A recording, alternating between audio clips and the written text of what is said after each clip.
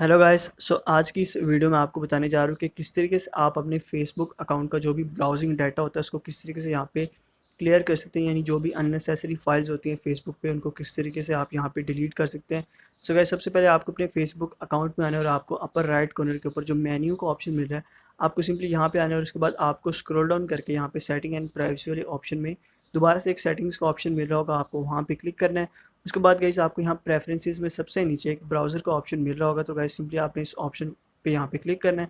उसके बाद गाइस यहाँ पे आपको ब्राउजिंग डाटा का ऑप्शन मिल जाएगा जिसमें आपके जो तमाम कैचेस होते हैं फिर जो अननेसेसरी फाइल्स होते हैं वो आप सिंपली यहाँ पे क्लियर कर सकते हैं।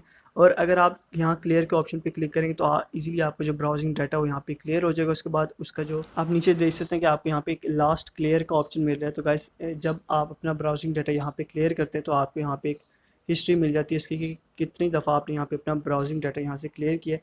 और इस तरह आप इजीली अपना ब्राउजिंग डाटा यहाँ पे क्लियर कर सकते हो। तमाम जो अननेसेसरी फाइल्स हैं फेसबुक से, जो भी आपके कैचेस होते हैं जो कि आपके फेसबुक को यहाँ पे स्लो करते हैं, आप उनको यहाँ पे जो है डिलीट कर सकते हो और अपनी फेसबुक परफॉर्मेंस को मज़ीद बेहतर बना सकते हैं।